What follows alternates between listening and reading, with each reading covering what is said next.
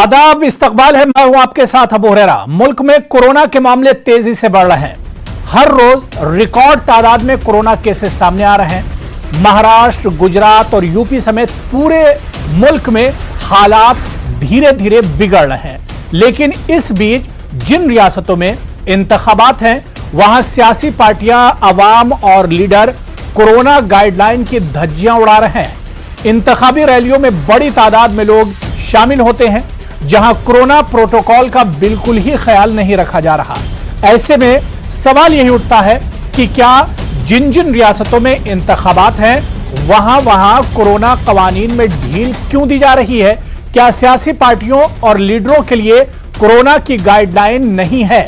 आखिर चुनावी रियासतों में कोरोना पर सख्ती क्यों नहीं बरती जा रही है?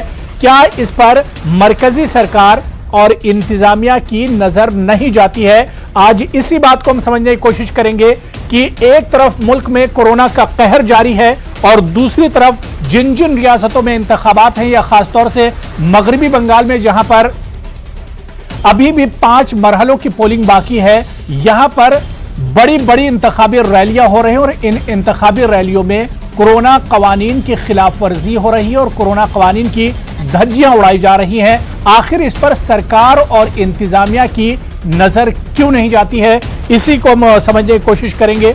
बहुत खास मेहमान मेरे साथ जुड़े हुए हैं। बहुत जल्दी अपने मेहमानों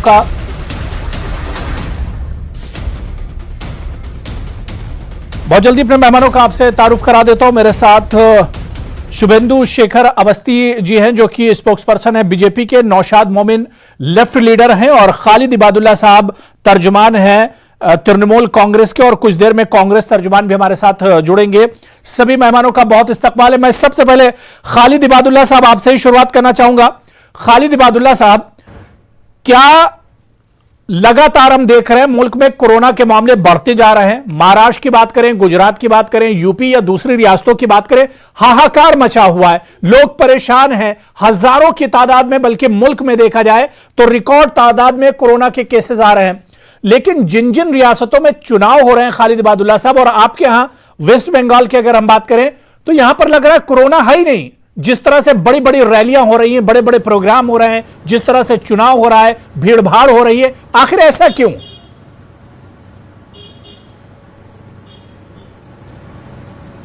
आपने सही कहा कि याद होगा आपको एमपी का वो दिन विधानसभा में जब सरकार बनाने की जरूरत थी, तो नरेंद्र मोदी जी ने लॉकडाउन भी करना मुनासिब नहीं समझा हिंदुस्तान को।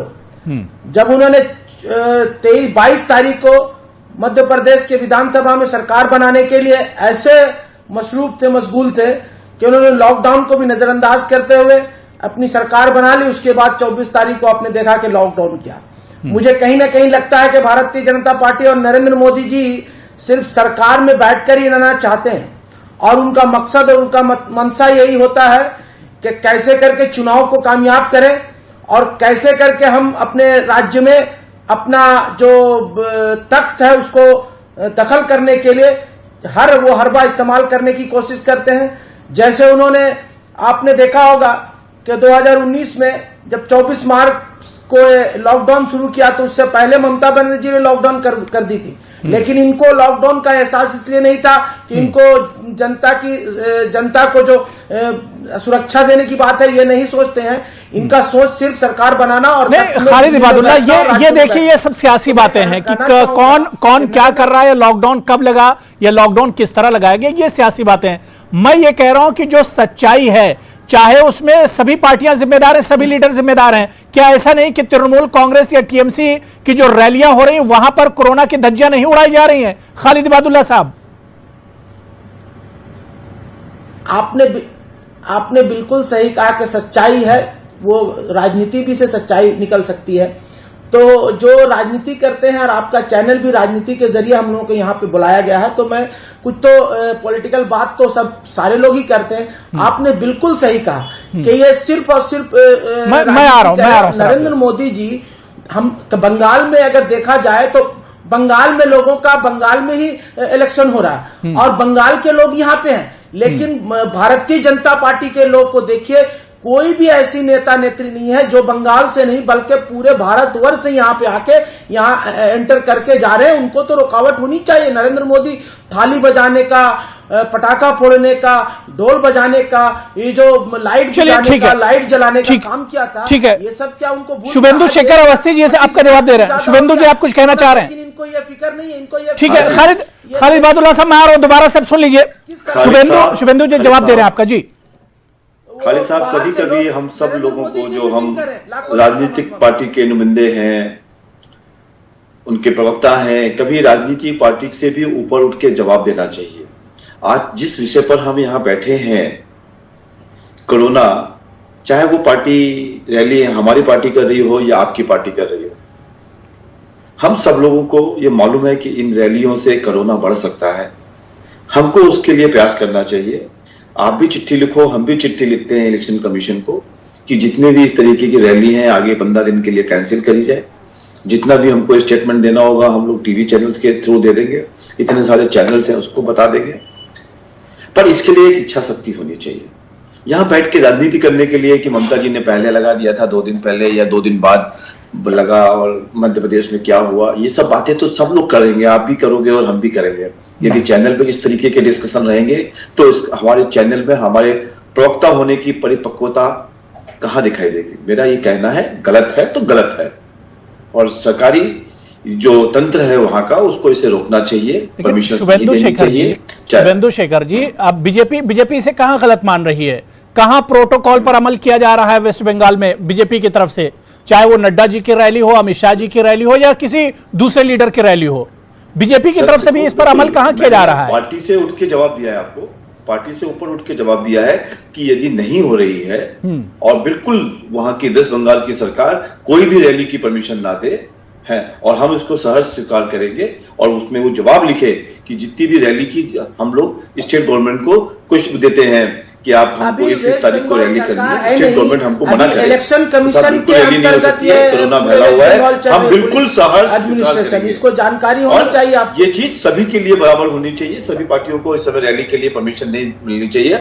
मैं हमारे जो टीएमसी के प्रवक्ता है उनसे कहूंगा कि अपने जो इस समय पर सरकार वहां पे टीएमसी की है, वो कोई भी रैली की परमिशन ना दे, और हम अभी तो सारी चीजें इलेक्शन कमीशन के अंडर में आती है। ठीक है, तो इलेक्शन कमीशन के अंतर्गत है, इलेक्शन कमीशन के अंतर्गत है। इसको अभी बिल्कुल जाहिर सी बात है कि अभी जितनी चीजें हैं वेस्ट बंगाल में जहां पर भी चुनाव हो रहे हैं वो तमाम चीजें इलेक्शन कमीशन के अंडर में आती हैं।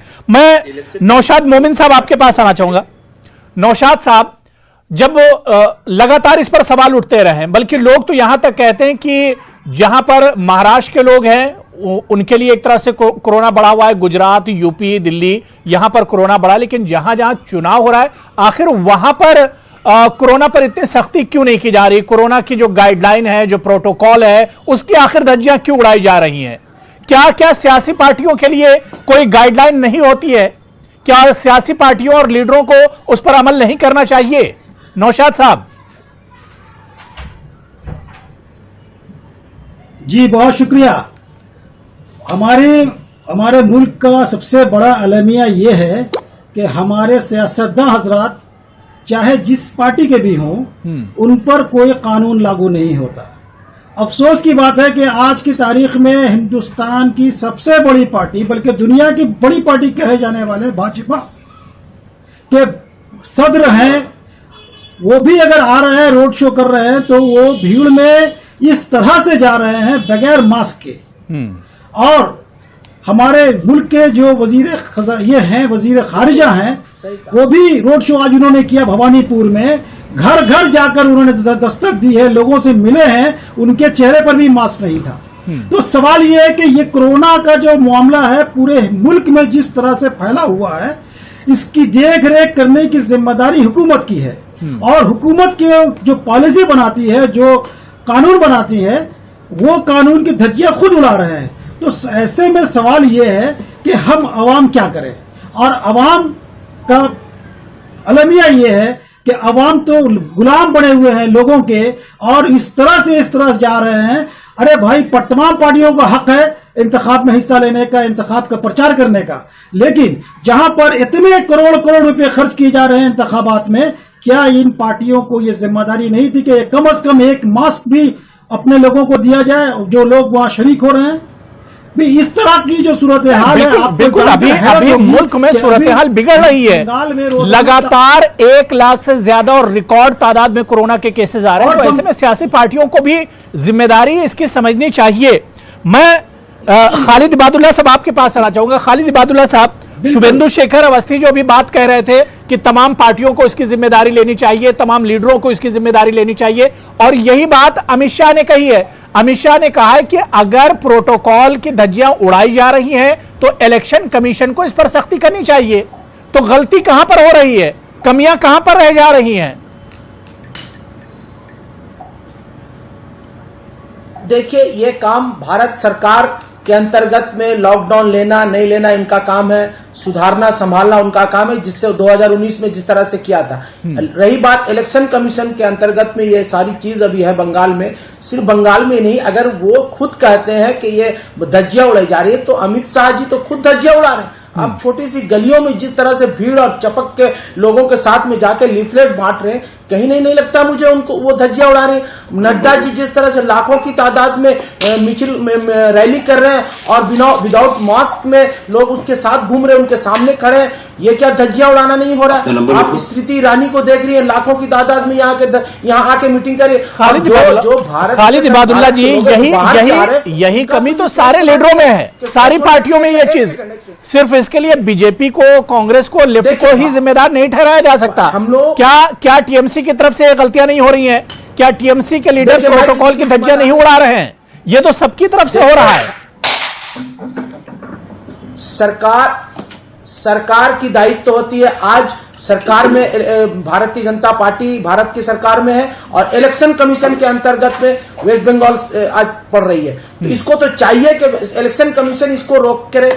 और मैं मानता हूं आपकी बात को कि जो आज हो रही है ये गलतियां, मैं समझता हूं इसका भुगतना हमें आगे आने देखने को मिलेगा, चाहे वो कोई भी पार्टी हो। ऐसा नहीं होना चाहिए, लेकिन भारत सरकार की जिस तरह से भारत सरकार का ये दायित्व बनता है, जिस तरह से वो 2019 में ढोल बजा के ताली बजा के बंद करवाए थे, अभी उनका क्या हो गया? कौन सा ऐसा कोई नुस्खा सूंघ लिए जो चुप हो गए? नरेंद्र मोदी कहते हैं अभी लॉकडाउन की जरूरत नहीं है। बिल्कुल मैं मानता हूं लॉकडाउन नहीं होना चाहिए, क्योंकि अर्थनीति जो बर्बाद कर चुके हैं नरेंद्र मोदी जी 2014 से आते आते लगता है मुझे, मैं पढ़ रहा था एक कोटेशन में कि दुनिया में सबसे ज्यादा बांग्लादेश से भी हमारी अर्थनीति गिरते जा रही है। और 2026 में सुनते हैं शुभेंदु शेखर जी पढ़ने को मिला है। ठीक है शुभेंदु शेखर जी, जो बात खालिद इबादुल्ला कह रहे हैं, और ये बात जाहिर सी बात है, बड़ी मोटी सी बात है कि अगर जहां जहां चुनाव हो रहे हैं और वहां पर कोरोना प्रोटोकॉल की कवानीन की धज्जियां उड़ाई जा रही हैं, तो उस पर तो सेंटर को भी नजर रखना चाहिए, उस पर होम मिनिस्ट्री को नजर रखना चाहिए। क्या ये जिम्मेदारी नहीं बनती है सेंट्रल गवर्नमेंट की, होम मिनिस्ट्री की? क्योंकि आम दिनों में तो यहां से फरमान जारी होते हैं, चुनाव के दिनों में फरमान जारी क्यों नहीं हो रहे हैं सेंटर की तरफ से, होम मिनिस्ट्री की तरफ से? इस विषय पे मैं एक जानकारी देना चाहूंगा जी। खूब होम मिनिस्टर यहाँ पे आके पिछले 24 घंटे में, सर सुन लीजिए मेरी भी बात, 24 घंटे में वेस्ट बंगाल के अंदर 2783 केस आए और केरला में 4300 केस आए। जहां जहां इलेक्शन हो रहा है, जहां जहां रैलियां हो रही हैं, उसका फिगर दे रहा हूं। तमिलनाडु में 4200 आए, पांडिचेरी का मेरे को नहीं मालूम है, पर यदि हम यहाँ पे देखें आसाम में 245 लोगों की हो जाएगा या बढ़ नहीं जाएगा। आप अपनी मेरी बात सुन लीजिए मेरी भाई, मिनिस्टर को चाहिए कि रोकने की। सर जी मैं बोल रहा हूँ, आप सुन लो मेरी बात। आप डेटा देके क्या समझाना चाह रहे हैं मेरे भाई? डेटा में तो सबको पता है, तभी तो समझोगे। तो आपको ही पता है, मुझे भी पता है, लेकिन इसको जहाँ पे रैली नहीं हो रही है वहाँ पे 56,000 7,200 की फिगर आ रही है। होम मिनिस्टर धज्जियां उड़ा रहे हैं, प्रधानमंत्री यहाँ पे धज्जियां उड़ा रहे हैं। जरा सा भी आपके साथ में आप पार्टी से ऊपर हट के बात करना चाह रहे थे, क्या पार्टी से के बात? जब आप बोल रहे थे तब मैं शांत था। प्रधानमंत्री के बारे में जरा सा फिक्र नहीं है, वो यहाँ पे प्रोटोकॉल की धज्जियां उड़ा रहे हैं कोरोना की। अमित शाह जी होम मिनिस्टर है, वो पूरे मुल्क के प्रोटोकॉल की धज्जियां उड़ा रहे हैं। बड़ी बड़ी बातें कहने से नहीं होता, करने की जरूरत है। कहानी और कथनी में बहुत अंतर है। आपको जनता पार्टी के लोग हैं और खासकर नरेंद्र मोदी, अमित शाह चाह रहे कि कोरोना और फैल जाए, कोरोना को फैला देना चाहे। कोरोना चाह रहे कि फैल जाए। की भी बात सुनोगे क्या? 2019 में एमपी का इलेक्शन, एमपी का सरकार को बैठाने के लिए आपने पूरे तौर से कोरोना को यहाँ किया था। ट्रम्प को लाके गुजरात में जिस तरह से आपने यहाँ कोरोना फैलाया था, आप अभी फिर चाह रहे हैं कि आप यहाँ पे कोरोना फैलाकर आप अपना चले जाए दिल्ली में, बंगलों में बैठ जाएंगे। यहाँ आम जनता, हम जैसे जनता, आम जनता यहाँ परेशान हो, और ये बड़ी बड़ी बात सुन लीजिए। चलिए ठीक है खालिद इबादुल्लाह शेखर अवस्थी को सुन लीजिए। खालिद इबादुल्लाह सुन लीजिए, देखिए क्या दलील दे रहे हैं वो, क्या दलील दे रहे हैं। सेंटर को तो कम से कम नजर रखनी चाहिए थी, होम मिनिस्ट्री को इस पर नजर रखनी चाहिए थी। अवस्थी जी को सुन लीजिए, देखिए क्या कह रहे हैं जी। मैं ये कह रहा हूं कि हमको भी नहीं समझ में आ रहा, पिछले 1 महीने से सब जगह रैलियां हो रही है, पर वहां पे जो संख्या आ रही है उसकी संख्या बहुत कम है, जबकि दिल्ली में कोई रैली नहीं हो रही है 7,200, यूपी में कोई रैली नहीं हो रही है 10,000, महाराष्ट्र में कोई रैली नहीं हो रही है 56,000। आपको मैं ये बताना चाहता हूँ, मैं मेहरबानी कर हाथ जोड़ता हूँ, आप अपने प्रधानमंत्री को बचाने के लिए, अमित शाह गृह मंत्री को बचाने के लिए आप संख्या कम बता रहे हैं। कैसे आप पार्टी से बढ़कर बात कर रहे, पार्टी से ऊपर कर रहे हैं? क्यों आप झूठ बोल रहे हैं? क्यों आप गलत कह रहे हो भाई? ठीक है खालिद आप सुन लीजिए, खालिद इबादुल्लाह सुन लीजिए, अवस्थी जी को सुन लीजिए, उसके बाद जवाब दे दीजिएगा। सुन लीजिए एक बार सुन लीजिए। खालिद साहब, आप तो ये तय करके आए हो कि कुछ सुनना नहीं है, खाली बोलना है। मैं हाथ जोड़ बोलने की बात ही नहीं, मैं बोल रहे बिल्कुल गलत बात कर रहे हैं। मैं हाथ जोड़कर, अरे बात तो पूरी करने दो भाई, तो गलत क्या बोल रहे हैं आपको मालूम है? मैं ये बताना चाहता हूं कि एक बड़ी अजब बात है कि यहां पर जिन राज्यों में सरकारें नहीं है, वहां पे भी बहुत संख्या में आ रहा है, और जहां पे ये रैली हो रही है वहां पे भी चांसेस बहुत ज्यादा है कि एक्सप्लोड हो जाए। हमारे और आपके लोगों को यदि कोई भी निर्णय हम इलेक्शन कमीशन को देते हैं कि साहब इसको बंद कर दीजिए, अगला 15 दिन तक कोई रैली नहीं होगी, किसी भी एक पॉलिटिकल पार्टी ने भी, मैं खुद बीजेपी को भी कहता हूं और बाकी विपक्षी पार्टियों को भी कहता हूं कि आपने एक भी लेटर क्या दिया इलेक्शन कमीशन को कि आप इस तरीके की रैली खत्म की जाए? नहीं, विपक्षी पार्टियों को मिलकर और सत्ता पार्टियों के साथ से नहीं आप बच सकते, आप यहाँ से नहीं बच सकते, आप यहाँ से नहीं बच सकते क्योंकि आप भारत के सरकार में और भारत गृह मंत्री के अंतर्गत। अरे आप मजाक कर रहे हो, भारत की सरकार खाली सरकार के अंतर्गत में आता है, ये सब बात करके कोई सरकारें नहीं चलाती है। आप समझते क्यों नहीं उस बात को?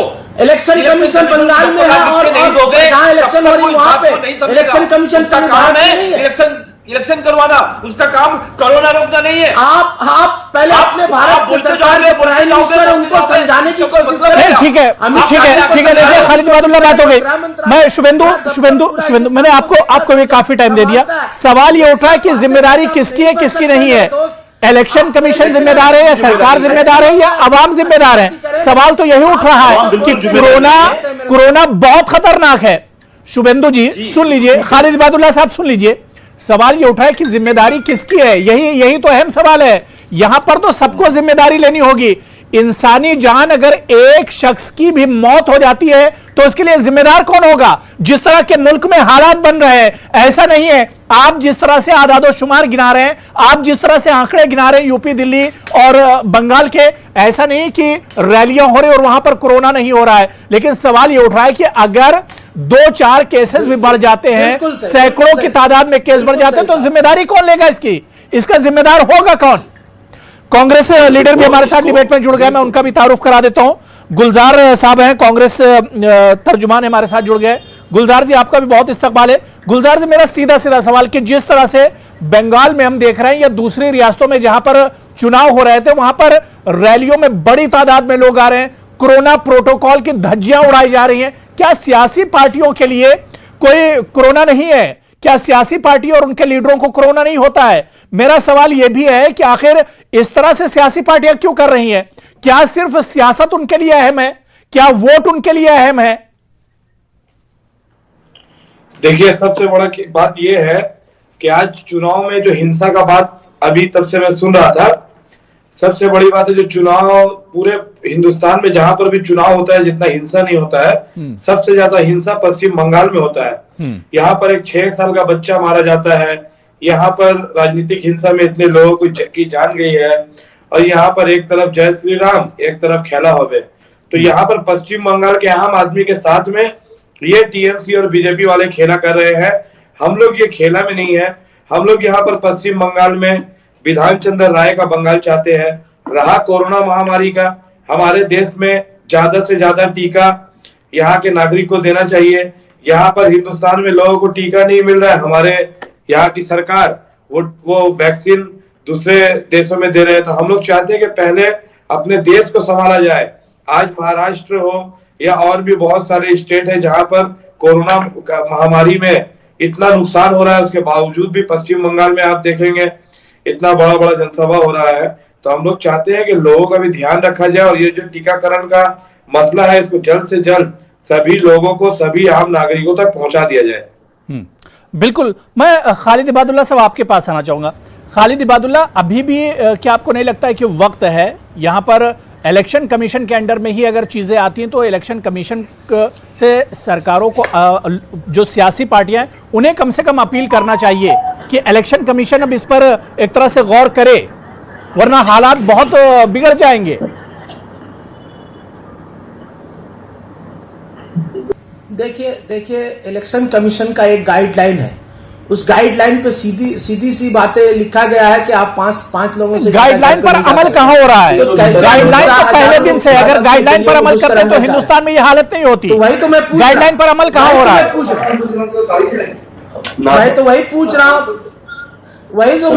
हूँ, कि 5 लोगों को घर पे जाने की बात है, हजारों लोगों के साथ अमित शाह अब एक गृह मंत्री होने जा रहे हैं।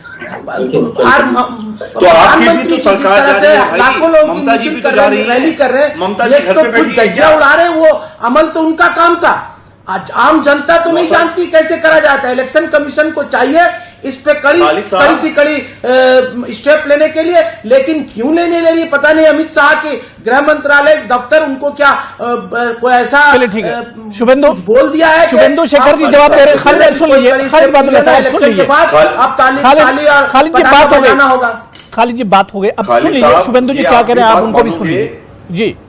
खालिद साहब देखो, आप इतनी लंबी लंबी बातें कर रहे हो कि इतने बड़े लोग आ रहे हैं, अमित शाह जी, ममता जी नहीं जा रही है क्या? ममता जी जगह जगह पे रैलियां नहीं कर रही है क्या? आप क्या मजाक कर रहे हो यहाँ पे कि अमित शाह जी आ रहे हैं, प्रधानमंत्री जी आ रहे हैं, स्मृति ईरानी जी आ रही है? यदि ममता जी घर पे बैठी हुई होती और रेडियो से स्टेटमेंट दे रही होती तो मेरे को समझ में आता था कि कोरोना के लिए आप बहुत ज्यादा चिंतित हैं। यहाँ पे भाषण देने से कुछ नहीं होगा, अमित शाह जी उड़ा रहे हैं, ठीक है, आपको भी और भारतीय जनता पार्टी को भी इलेक्शन कमीशन को देना पड़ेगा लिख के कि इस तरीके की रैलियों को मना किया जाए। नहीं, लेकिन शुभेंदु शेखर जी सवाल ये उठ रहा है कि क्या ये रैलियां ऐसी चलती रहेंगी? अगर इलेक्शन कमीशन इस पर कोई नोट नहीं लेता है तो सियासी पार्टियां और जो सियासी लीडर हैं, जो इतने जिम्मेदार लोग हैं, चाहे नड्डा जी की बात करें, अमित शाह जी की बात करें, वजीर आजम साहब की बात करें, बहुत जिम्मेदार लोग हैं, क्या इनकी जिम्मेदारी नहीं बनती इन लोगों की कि इस चीज पर गौर किया जाए, रैलियां न करके डोर टू डोर जाया जाए और जो प्रोटोकॉल है उस पर अमल किया जाए? शुभेंदु जी बिल्कुल बिल्कुल मैं मानता हूं, आपकी बात को मानता हूं कि इस तरीके की रैलियों से कोरोना बढ़ सकता है, इसको बंद करना चाहिए और सबको मिलकर एक चिट्ठी देनी चाहिए इलेक्शन कमीशन को कि इस तरीके की रैलियों को अभी अगले 20 दिन के लिए जब तक चुनाव हो रहे हैं मना कीजिए। पहले प्रधानमंत्री जी को शुरुआत करना होगा, पहले नड्डा जी को शुरुआत करना होगा। अरे हुरैरा साहब, खालिद साहब कैसी आप ऐसा क्यों? नहीं, शुरुआत देखिए कहीं से भी हो जाए, शुरुआत ममता बनर्जी भी कर सकती है, शुरुआत टीएमसी की तरफ से भी हो सकती है, कांग्रेस की तरफ से हो सकती है। ये नहीं, देखिए देश को बचाना है, देश के लोगों को बचाना है, मुल्क को बचाना है, शुरुआत कहीं से भी हो सकती है, लेकिन सेंटर को भी इस पर देखना होगा, गौर करना होगा। मैं नौशाद मोमिन साहब, नौशाद मोमिन जी, खालिद साहब बात हो गई, अब सबको सुन लीजिए, देखिए सबको मौका दे दीजिए। मैं नौशाद मोमिन जी बहुत मुख्तसर में हालात को कैसे सुधारा जाए? क्या आपको नहीं लगता है कि रैलियों पर बैन लगना चाहिए? चुनाव होने चाहिए लेकिन उसका तरीका बदलना चाहिए ताकि कोरोना बढ़ने ना पाए।